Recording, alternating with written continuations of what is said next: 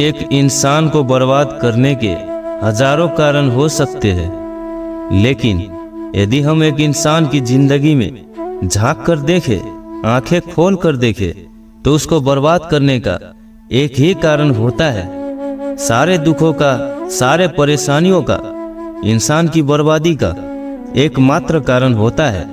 और यदि हम उस कारण को जान लेते हैं, उसको समझ लेते हैं, तो हम बर्बाद होने से बच जाते हैं। आज मैं जो कहानी आपको सुनाने वाला हूं, उसमें आपको उसी कारण का पता चलेगा। तो चलिए शुरू करते हैं। एक बार की बात है, एक मठ में एक बूढ़े गुरु रहते थे। वह गुरु काफी बूढ़े हो चुके थे। एक बार वो अपने सारे शिष्यों को इकट्ठा करते हैं और अपने पास बुलाते हैं। उन गुरु का अब वो आखिरी समय आ चुका था और आखिर में वो अपने सभी शिष्यों को एक बात बोलते हैं कि अपनी जिंदगी में कभी बिल्ली मत पालना। यह बात बोलने के बाद उस गुरु की मृत्यु हो जाती है। अब सभी शिष्य यही सोच रहे थे कि हमारे गुरु ने ऐसी बात क्यों कही कि बिल्ली मत पालना। आखिर हमारी जिंदगी से एक बिल्ली का क्या संबंध है, और हमारे गुरु ने बिल्ली पालने को मना क्यों किया। अब सभी शिष्यों के मन में यह सवाल उठ रहा था। अब इस सवाल का जवाब तो उन शिष्यों को जानना ही था। इसलिए वो सभी इकट्ठे होकर अपने गुरु के साथ रहने वाले दूसरे गुरु के पास गए और सभी शिष्यों ने यह बात कही कि हमारे गुरु आखिर में यह बात बोलकर गए हैं कि अपने जीवन में बिल्ली मत पालना। हम इसका मतलब जानना चाहते हैं, आखिर हमारे गुरु ने यह बात क्यों कही। क्योंकि यह बात हमारे गुरु ने कही है तो यह बात बेकार नहीं हो सकती, यह बात व्यर्थ की नहीं हो सकती। जरूर इसके पीछे कोई बड़ा कारण है। उसके बाद वो गुरु कहते हैं कि जी हाँ, आपके गुरु ने जो बात कही है इसके पीछे बहुत बड़ा कारण है और इसके पीछे एक रोचक कहानी है जो आज मैं आपको सुनाता हूँ। उसके बाद वो गुरु कहते हैं कि आपके गुरु यहाँ से बहुत दूर एक गांव में रहते थे। उनका बच्चा था, इनकी एक पत्नी भी थी, लेकिन एक दिन इनके मन में यह भाव जागा कि भगवान की भक्ति करनी चाहिए। इसलिए वो अपनी पत्नी, अपने बच्चे, अपना घर बार सब कुछ छोड़ छाड़ के जंगल में चले गए और वही जाकर ध्यान करने लगे और लोगों को शिक्षाएं देने लग गए। लेकिन आपके गुरु जहाँ पर रहते थे, जहाँ पर उनकी झोपड़ी थी, वहाँ पर बहुत सारे चूहे थे। इसलिए आपके गुरु के हर रोज चूहे कपड़े काट देते थे और गुरु को हर रोज भिक्षा में कपड़े मांगने पड़ते थे, क्योंकि चूहे बहुत ज्यादा थे और पूरी झोपड़ी के अंदर भी चूहे फैले हुए थे। वह जहाँ कहीं भी अपने कपड़े रखते, उस कपड़ों को चूहे काट देते। और एक दिन आपके गुरु ने इसी का समाधान खोजते हुए उन्होंने एक बिल्ली पाल ली ताकि उन चूहों को वहां से हटा सके और गुरु के कपड़े काटने से बच जाए। लेकिन अब बिल्ली गुरु के पास रहने लगी तो गुरुजी का काम और बढ़ गया। उसके लिए दूध लाना पड़ता था, क्योंकि बिल्ली तो दूध पीती है। उसके बाद आपके गुरुजी से किसी ने कहा कि क्यों गुरुजी, सब दिन भिक्षा में दूध मांगते हो, आप एक गौ पाल लो। और आपके गुरुजी ने ऐसा ही किया, एक गाय पाल ली। लेकिन अब घर में बिल्ली हो गई, गाय हो गई और गुरुजी को तो ध्यान करना पड़ता था और भिक्षा मांगने के लिए जाना पड़ता था। तो आखिर पीछे काम कौन करेगा।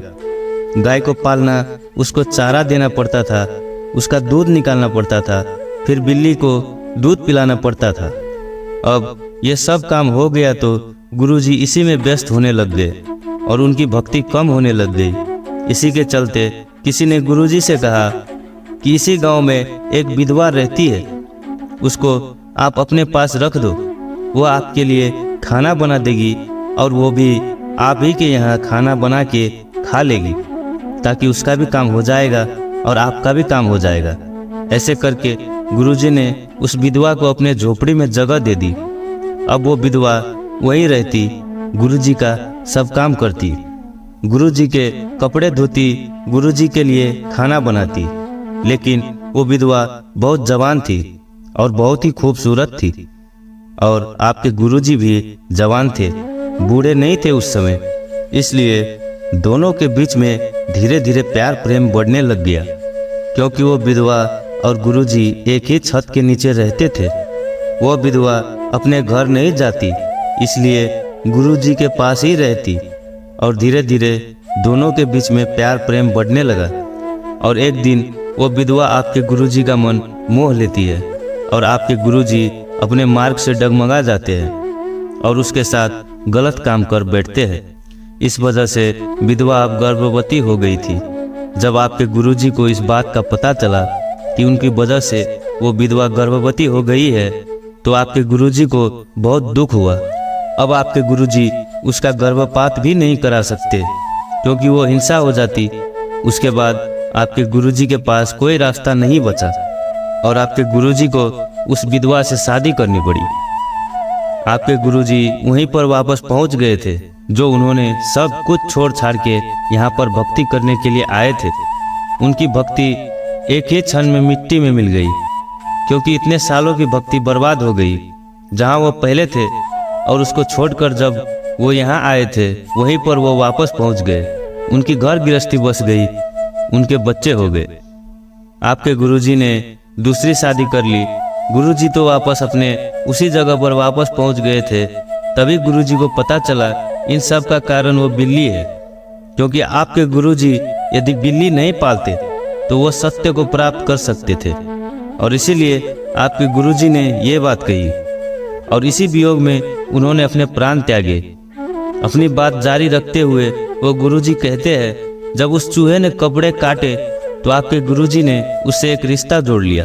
एक बिल्ली पाल ली, उस बिल्ली से रिश्ता जोड़ लिया। उन्होंने गाय पाल ली तो उससे रिश्ता जोड़ लिया और उसके बाद उस विधवा से रिश्ता जोड़ ली। जितनी चीज़ों से हम रिश्ता जोड़ते हैं वो चीज़ें हमें बर्बाद करती जाती है, बर्बादी की तरफ लेकर जाती है। अनादिकाल से मनुष्य सुख शांति की कामना करता है और उसको प्राप्त करने का प्रयत्न और उपाय करता जाता है। मनुष्य का शारीरिक, मानसिक तथा भौतिक प्रत्येक कर्म एकमात्र सुख और शांति प्राप्त करने के लिए प्रयत्न में ही लगा रहता है। वो धन दौलत कमाता है सुख शांति के लिए, मकान महल बनाता है सुख शांति के लिए, स्त्री और बच्चे करता है सुख शांति के लिए, दान पुण्य तप योग करता है सुख शांति के लिए। और इस माया जाल से इंसान कभी भी नहीं निकल सकता। वो कहते हैं ना, एक झूठ 100 झूठ बुलवाता है। यदि हम एक से रिश्ता जोड़ेंगे तो उसके पीछे हमें 1000 रिश्ते जोड़ने पड़ेंगे और उन्हीं रिश्तों से हमें दुख मिलता है। उन्हीं चीज़ों से हमें दुख मिलता है क्योंकि हमें उससे लगाव हो जाता है। और इंसान हमेशा से यही करता आया है। वो अपनी इच्छा पूरी करने के लिए हर रोज मेहनत करता है और वही इच्छा उस इंसान को दुख देती है, वही उसकी बर्बादी का कारण बनती है। दुनिया की हर व्यक्ति के अंदर का सबसे पहला अवगुण होता है उसकी इच्छाएं। कहा जाता है जो व्यक्ति अपनी इच्छाओं को नियंत्रण में नहीं रख पाता वो जीवन की किसी भी क्षेत्र में सफल नहीं होता, क्योंकि जैसे ही उसकी एक इच्छा पूरी होती है वो दूसरी की ओर बढ़ने लगता है और दूसरी पूरी होने के बाद वो तीसरी के ऊपर उसका मन जागृत होता है। ऐसे में इच्छाओं पर नियंत्रण ना होने के कारण व्यक्ति जीवन प्रेम इसी दलदल में उलझा रहता है और दुखी रहता है। और जब इंसान की इच्छा पूरी नहीं होती तो उसको आता है क्रोध। कई बार अधिक क्रोध आने के कारण लोग गलत निर्णय लेते हैं जो उसको बर्बादी का कारण बना देते हैं। और यदि उसी में हमारी इच्छाएं पूरी हो जाती है तो हमारे बढ़ जाता है लालच। जैसे ही व्यक्ति की एक इच्छा पूरी होती है उसका लालच बढ़ता जाता है और उसके मन में कई आकांक्षाएं जन्म लेने लगती है जो उसको बर्बादी का कारण बना देती है। और यह सब इंसान के बर्बादी के कारण इच्छाओं से आती है। हम अपनी इच्छाओं पर नियंत्रण नहीं करेंगे तो यह सबसे बड़ा इंसान की बर्बादी का कारण बनता है। चाहे वो कितना भी बड़ा आदमी हो, चाहे वो कितना भी बड़ा साधु हो, कितना भी बड़ा राजा हो, उसकी इच्छाएं बढ़ेगी तो बर्बादी की तरफ जाएगा। दोस्तों, हम भी अपने आसपास देखते हैं इंसान की बर्बादी का सबसे बड़ा कारण वो खुद है। आप मानो या ना मानो, 100 में से 99 मनुष्य अपने ही नज़रों में गिरे हुए होते हैं, जिसका मुख्य कारण उसकी बुरी आदतें होती है, जैसे नशा करना, जुआ खेलना, ज़्यादा खाना, ज़्यादा सोना, आज का काम कल पर डालना, काम वासना में आकर गलत काम करना, परिश्रम से भागना। ऐसी आदतें जो मनुष्य को इंसान से जानवर बना देती है। वो इन आदतों को छोड़ते नहीं है, इसलिए वो बर्बाद होते हैं। 100 में से 1 मनुष्य ही इन आदतों को छोड़कर उन पर विजय पाता है और अपने साथ साथ खानदान का नाम भी रोशन करता है। लेकिन बाकी के मनुष्य अपने आदतों से लाचार होते हैं। ऐसे मनुष्य के पास धन हो या ना हो, उन्हें कभी शांति नहीं मिलती।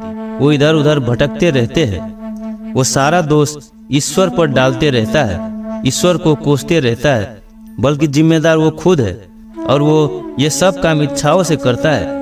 उसके अंदर इच्छा पैदा होती है और इच्छाओं से ही वो नशा करता है, इच्छाओं से ही वो ज़्यादा सोता है, इच्छाओं से ही वो ज़्यादा खाता है, इच्छाओं से कोई काम नहीं करता और वो इच्छा उसको सुख भोगने के लिए कहती है और वो सुख भोगने के चक्कर में अपनी जिंदगी बर्बाद करता जाता है। अनादिकाल से मनुष्य सुख शांति की कामना करता है और उसको प्राप्त करने का प्रयत्न उपाय करता है और इंसान जितनी इच्छा करेगा वो बर्बादी का ओर जाएगा। इंसान सुख शांति की इच्छा हमेशा से करता आया है। वो सुख शांति के लिए हर रोज मेहनत करता है। जंगली युग से लेकर आज की उन्नत और वैज्ञानिक युग तक लगातार सुख शांति साधनों को उन्नत करता और बढ़ाता आया है, उन्हें संचय करता आया है। सुख शांति की खोज में उसने आकाश पाताल एक कर दिए, किंतु क्या उसे अब तक सुख शांति प्राप्त हो सकी? यदि विचार पूर्वक देखा जाए तो विपरीत निष्कर्ष ही सामने आएगा। पूर्ण काल से अपेक्षा आज का मनुष्य कहीं अधिक उन्नत और समृद्ध है, किंतु अपने साध्य सुख और शांति को अब तक वो नहीं पा सका। बल्कि सत्य यह है कि पूर्ण काल की अपेक्षा से आज कहीं अधिक मनुष्य व्यस्त हो गया, उल्टा दुख और अशांति की ओर, अंधकार की ओर भटक गया। सुख शांति की खोज करता करता मनुष्य आखिर दुख और अशांति का ग्रास बन गया। उसको और ज्यादा दुख और अशांति मिलती गई, ना कि उसे सुख मिलता गया। और यह सब इंसान ने अपनी इच्छाओं से किया है। जितने भी वैज्ञानिक आविष्कार हुए आदमी की इच्छा की वजह से हुई, और इच्छा पैदा होती है सुख शांति पाने के लिए। लेकिन इंसान को कभी सुख शांति नहीं मिलती, भले ही वो कुछ भी कर ले, क्योंकि इंसान सुख शांति को खोजता है बाहर, लेकिन सुख शांति उसके बाहर नहीं बल्कि मिलेगी उसके अंदर। और वो हर कोई नहीं जानता। जो इंसान खुद को जान लेता है वो अपने आप सुखी हो जाएगा, उसकी सारी इच्छाएं खत्म हो जाएगी, वो शांति और सुख को प्राप्त हो जाएगा। जो खुद को जान लेगा वो आदमी ज्ञान प्राप्त कर लेगा। आत्मज्ञान मतलब अपने अंदर का ज्ञान, आत्मा का ज्ञान ग्रहण कर लेगा। उस दिन इंसान को कोई सुख और कोई इच्छा पैदा नहीं होगी, उसकी सारी इच्छाएं खत्म हो जाएगी, हर सुख पाने वाली आदतें चली जाएगी। उसके बाद उसको कुछ भी नहीं चाहिए। दुख सुख भोगना, इच्छा वासना, क्रोध उसके मन से सब चले जाएंगे। बस इंसान को अपने अंदर झांकना पड़ेगा, अपनी अंतरात्मा से पूछना पड़ेगा कि वो क्या चाहती है। बस उस दिन इंसान सब कुछ पा लेगा। तो दोस्तों, कैसी लगी आपको यह कहानी? उम्मीद है यह कहानी आपको पसंद आई होगी। वीडियो को लाइक और चैनल को सब्सक्राइब कर देना। मिलते हैं अगली कहानी में, तब तक के लिए अपना ख्याल रखें।